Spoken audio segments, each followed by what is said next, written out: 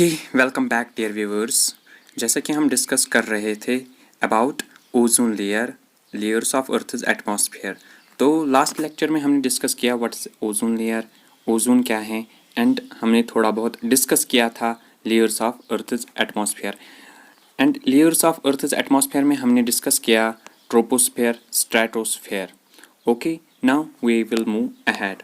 Today we are going to discuss about mesosphere, thermosphere and exosphere. So let's begin our topic. Now, what's a mesosphere? Mesosphere is above the stratosphere, a layer of air which is above the stratosphere. It extends up to the height of 85 kilometers.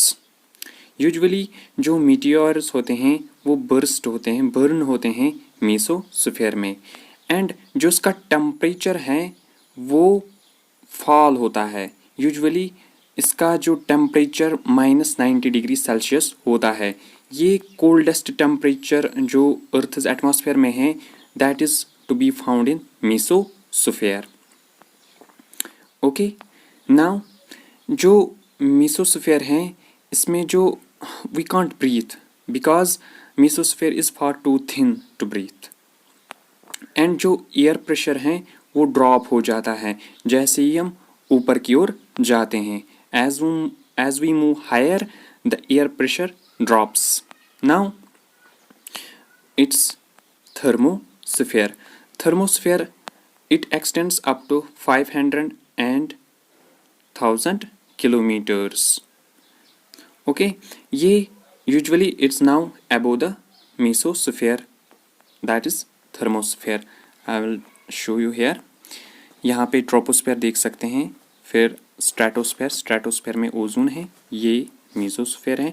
अब mesosphere के ऊपर जो next layer है that is thermosphere. Now we are going to discuss about thermosphere. And इसमें क्या है, usually high energy X rays and UV radiation होती हैं फ्रॉम सन जो एब्जॉर्व करती है कौन, थर्मोस्फीयर। सो जो इसका टेम्परेचर यूजुअली होता है वो बहुत ही ज़्यादा होता है, that's up to 500 degree Celsius to 2000 degree Celsius. इसका टेम्परेचर बहुत ही ज़्यादा होता है, लेकिन एयर इन दिस लेयर बहुत ही थिन होता है, so it would feel freezing cold to us. हमें बहुत सर्द दिखेगा, लेकिन इसका जो टेम्परेचर यूजुअली होता है बहुत ही हाई होता है। एंड जो Arora, the northern lights and southern lights इसी स्फीयर में होता है, थर्मोस्फीयर में। जो अरोरा है यूजुअली ये सन से जो रेडिएशन आती है जब वो हिट करते हैं हमारे एटमॉस्फेयर को तो एक ब्यूटीफुल सीन कलर्स आ जाते हैं, उसी को अरोरा कहते हैं।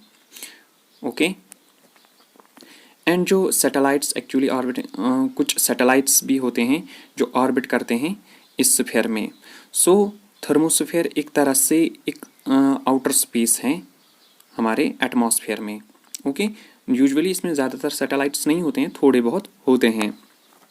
इसके बाद है जो एक्सोस्फीयर। ये एक्सटेंड है up to 1 lakh kilometre to 1,90,000 kilometre. लेकिन इस पे मुख्तलिफ राय हैं। Some experts consider thermosphere to be the outer most layer.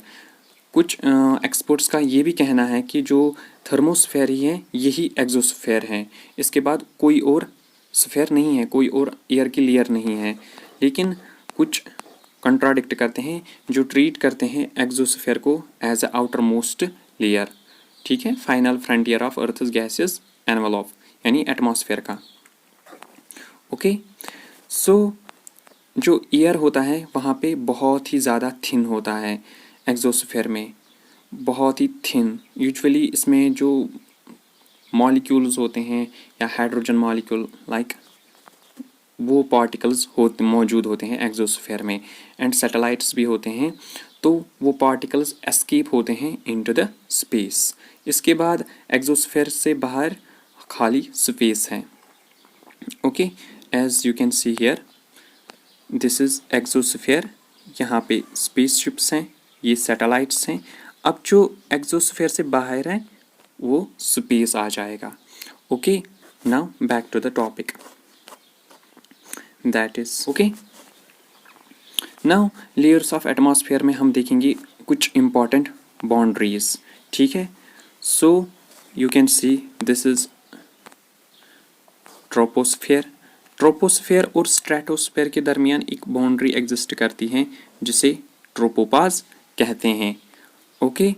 And similarly stratosphere and mesosphere के दरमियान एक बाउंड्री एग्जिस्ट करती है जिसे हम स्ट्रेटोपाज कहते हैं. ओके. सिमिलरली इसी तरह जो मेसोस्फेयर एंड थर्मोस्फेयर के दरमियान एक बाउंड्री एग्जिस्ट करती है उसे हम कहते हैं mesopause. Okay. And there is a boundary between thermosphere and exosphere, that is to be thermopause.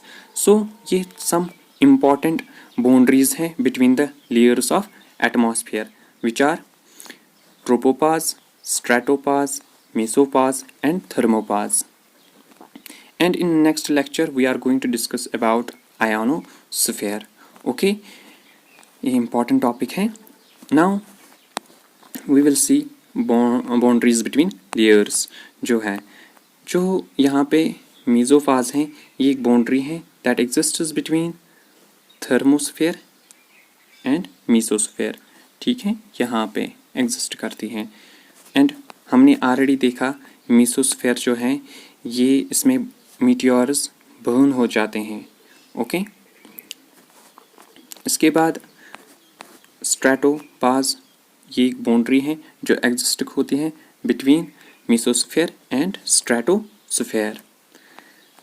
And we saw that stratosphere में क्या ओजोन लेयर एग्जिस्ट करती है. And the layer volcano gases can affect the climate. And similarly we see tropopause. Tropopause जो है ये एक boundary है between stratosphere and troposphere. Okay. हमने ऑलरेडी ये डिस्कस किया था, तो यहाँ पे एक नटशेल में एक कंक्लूजन दिया गया था. So this was all for today. Thank you. See you soon. And in next lecture we are going to discuss about ionosphere. Okay. Thank you.